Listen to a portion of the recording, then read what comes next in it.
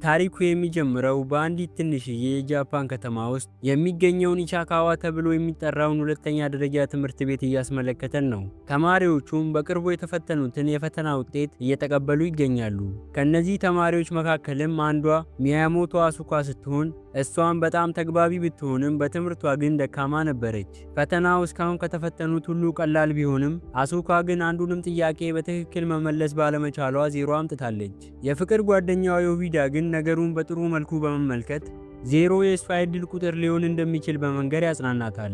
መምህራቸው ግን አሱካ ማጥናት ካልጀመረች የወደፊት ሕይወቷ ጨለማ እንደሚሆን በመንገር ይገስጻታል። በመቀጠልም አሱካ በጣም የምትፈራው ሌላ የሂስትሪ ፈተና የሚሰጥበት ጊዜ ይደርሳል። የመጀመሪያው ጥያቄም ሳንቲም ሲጣልለት ምኞትን በመፈጸም የሚታወቀውን ታዋቂ ሐውልት ስም ጥቀሽ የሚል ነበር።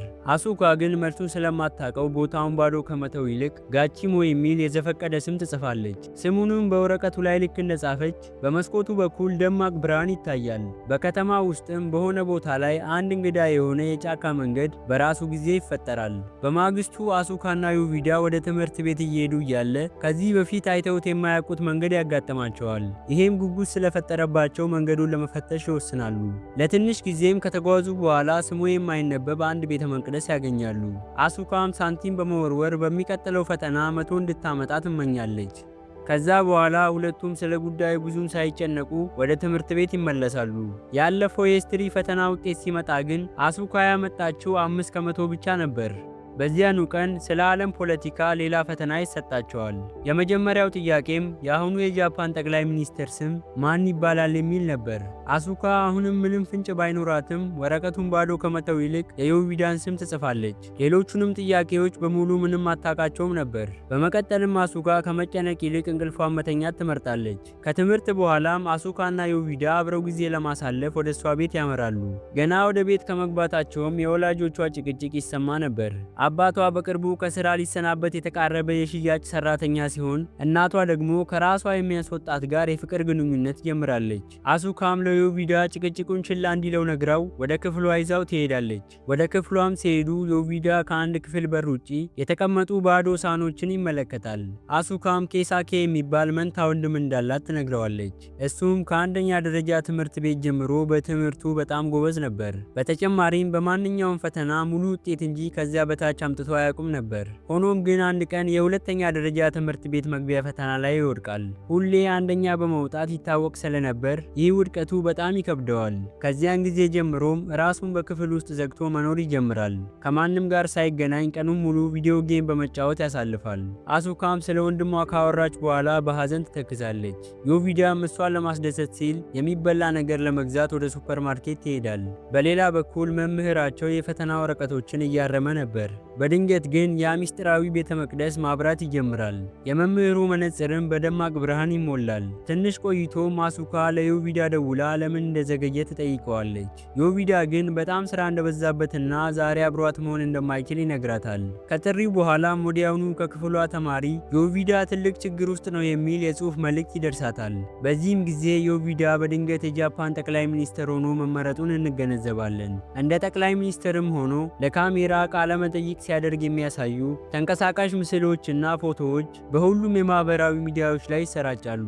በማግስቱ አሱካ ወደ ትምህርት ቤት የሄደችው ግራ ተጋብታ ነበር። ሱፐርማርኬት የሄደው ፍቅረኛዋ እንዴት በድንገት ጠቅላይ ሚኒስትር ሊሆን እንደቻለ ሊገባት አልቻለም። በዚያው ጊዜም የሌሎች ሀገሮች ፕሬዝዳንቶች የት እንደደረሱ አለመታወቁን የሚገልጹ ዜናዎች በትምህርት ቤት ውስጥ ይሰሙ ነበር። መምህሩም የታረሙትን ፈተናዎች ይዞ ይመጣል። ፊቱ ላይም ትልቅ ፈገግታ እየታየ የአሱካን ወረቀት ይሰጣታል። የሚገርመው ነገር ግን አሱካ አብዛኛውን ጥያቄ ባዶ ትታው የነበረ ቢሆንም ፈተናውን ግን 100 አምጥታ ነበር። አሱካም ውጤቷን በቅርበት ስትመለከት አንድ እውነታን ትረዳለች። ዮቪዳ ጠቅላይ ሚኒስትር ሊሆን የቻለው እሷ በፈተና ወረቀቱ ላይ ስሙን በመጻፏ ነበር። በተመሳሳይ መልኩ የሌሎች ሀገራት መሪዎች የጠፉት እሷ ሌሎቹን ጥያቄዎች ባዶ ትታቸው ስለነበር ነው። ያ ሚስጥራዊ ቤተ መቅደስም ምኞቷን የፈጸመላት እሷ ባላሰበችውና እጅግ አስገራሚ በሆነ መንገድ ነበር። አሁን ላይ ዓለም የሚቀያየረው እሷ በምትሰጠው የፈተና መልስ መሰረት ይሆናል። አሱካም ስህተቷን ለማረምና ሙሉ ውጤቷን አምጥታ ነገሮችን ወደ ነበሩበት ለመመለስ ሁሉንም ትክክለኛ መልሶች ጎግል ላይ ፈልጋ ወረቀቱ ላይ ታሰፍራለች። እንደ እድል ሆኖም እቅዷ ይሳካና ዮቪዳ በመጀመሪያው የስራ ቀኑ ከስልጣኑ ይባረራል። በዓለም ዙሪያ የጠፉት ፕሬዝዳንቶችም ወዲያውኑ በሰላም ይገኛሉ። ሁሉም ነገርም ወደ ቀድሞ ሁኔታው ይመለሳል።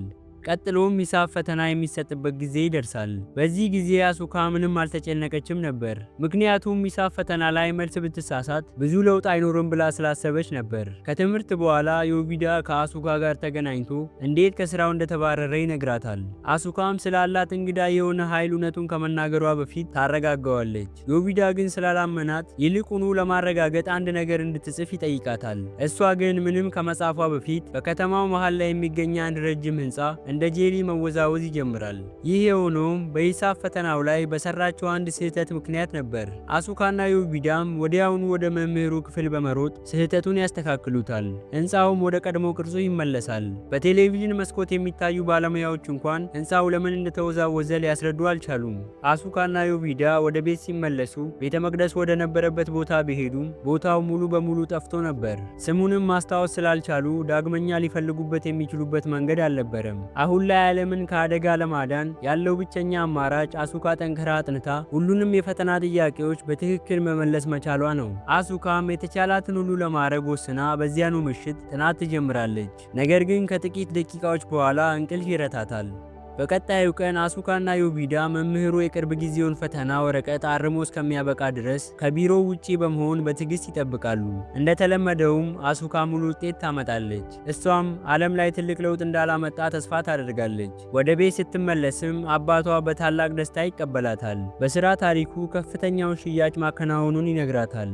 አሱካም ሳታውቅ ባለፈው ፈተናዋ ላይ የቧንቧ ውሃ እጅግ ውድ የኃይል ምንጭ ነው ብላ ጽፋ ነበር። ይህ ደግሞ ሰዎች የውሃ ማጣሪያዎችን በብዛት እንዲገዙ ስላደረገ ለአባቷ ከፍተኛ ገቢ አስገኝቶለታል። እሷም ለጥቂት ሰከንዶች ብትደነግጥም አባቷን ደስተኛ ሆኖ በማየቷ ለጊዜው ዓለም ባለበት እንዲቀጥል ትተዋዋለች። ሆኖም በዚያኑ ቀን በዓለም ዙሪያ በውሃ ምክንያት ከፍተኛ ረብሻዎች እየተነሱ መሆኑን ዜናው ይዘግባል።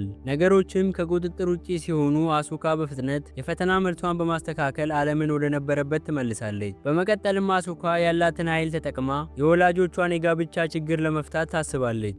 በሚቀጥለው ፈተና ላይ ለረጅም ጊዜ ወደ ጠፈር የሚሄደው ጠፈርተኛ ስም ማን ይባላል ብላ ትጠየቃለች። እሷም የእናቷን ፍቅረኛ ስም ትጽፋለች። በማግስቱም ያ ሰው ወደ ጠፈር ይላካል። በዚህም ምክንያት ከእናቷ ጋር ይለያያሉ። እሱ ከሄደም በኋላ እናቷ ትኩረቷን በቤተሰቧና በባሏ ላይ ማድረግ ትጀምራለች። የአሱካ ሕይወትም ከዚህ በላይ ሊያምር ስላልቻለ አሁን ላይ የቀራት ብቸኛ ሰው መንታ ወንድሟ ኬሳኬ ነበር። በሚቀጥለው ፈተና ላይ ወንድሜ ከክፍሉ ወጥቶ ሁሉንም ሰው እንደምን አደራችሁ ይላል ብላ ትጽፋለች። ሆኖም ግን እቅዱ እሷ እንዳሰበችው አልተሳካም። ኬሳኬ በራሱ ፍላጎት ከመውጣት ይልቅ አባቱ በሩን በርግዶ በመግባት በግድ እንዲወጣ አስገድዶታል። ይህም በቤተሰቡ ውስጥ ትልቅ ጭቅጭቅ ይፈጥራል። አባቷ እንደገና ከስራ ሊባረር መሆኑም ይታወቃል። እናቷም ለሌሎች ወንዶች የጽሑፍ መልእክት መላክ ጀምራለች።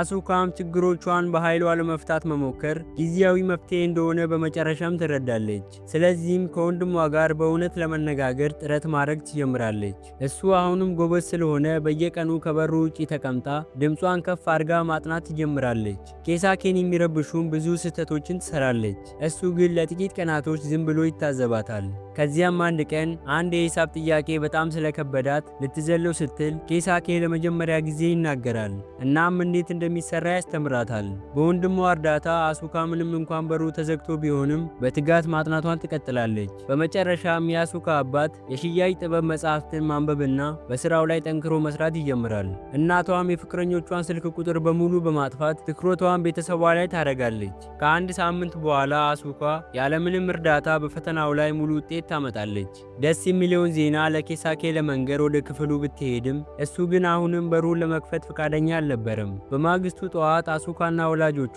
ቁርስ ላይ እያሉ ኬሳኬ ባልተጠበቀ ሁኔታ ወደ ታች ወርዶ ሰላምታ ይሰጣቸዋል።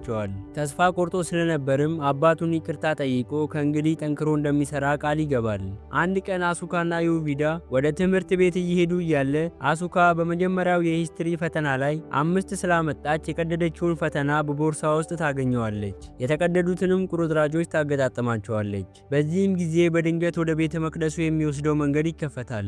በዚህም ጊዜ አሱካ በመጀመሪያው ፈተና ላይ መልሱን ሳታውቅ ጋቺሞ ብላ የጻፈችው ስም ምኞትን የሚፈጽም ቤተ መቅደስ ሆኖ እንዲፈጠር እንዳደረገው ትረዳለች። ቤተ መቅደሱም የተፈጠረው በእሷ ጽሑፍ ምክንያት ነበር። ሁለቱም ወደ ቤተ መቅደሱ በመሄድ ምኞቱን እንዲቀለብስላቸውና ዓለም ወደ ነበረችበት እንድትመለስ መለመን ይጀምራሉ። ሆኖም ግን ምንም ለውጥ ባለመፈጠሩ ያዝናሉ። በትምህርት ቤት ውስጥም መምህሩ ስለ ዓለም መልክዓ ምድርና ስለ ዓለም የሕዝብ ብዛት የሚጠይቅ ሌላ ፈተና ይሰጣቸዋል። በዚያኑ ጊዜ አሱካ ቤተ መቅደሱ ምኞቷን የፈጸመላት ሳንቲም ስላስገባች እንደነበር ታስታውሳለች። ይህ ማለትም ምኞቷን ለመቀልበስ ሳንቲሟን መልሳ ማውጣት አለባት። ፈተናውንም በፍጥነት አጠናቃ ሳንቲሙን ለማውጣት ትሮጣለች። ሆኖም ግን ሳንቲሙ የተቆለፈ ሳጥን ውስጥ ነበር። ሆኖም እንጨት ተጠቅማ ለማውጣት ስትሞክር ይሳካላት ከጫፍ ይደርሳል። በሌላ በኩል ኬሳኬና ወላጆቹ ስለ ወደፊት ህይወቱ እያወሩ ነበር። እሱም ካለበት ጭንቀት ወጥቶ አዲስ ህይወት ለመጀመር በማሰቡና እናቱም አባቱን ስላስከፋችው ይቅርታ በመጠየቋ ቤተሰቡ በአንድ ላይ ተስማምተዋል። በተመሳሳይ ሰዓት መምህሩ የቅርብ ጊዜውን ፈተና እያረመ ነበር። አሱካም እንደተለመደው መቶ ታመጣለች። ሆኖም በዚያው ቅጽበት አሱካ ለማውጣት እየሞከረችው የነበረው ሳንቲም ለትንሽ አምልጧት ተመልሶ ሳጥን ውስጥ ይወድቃል።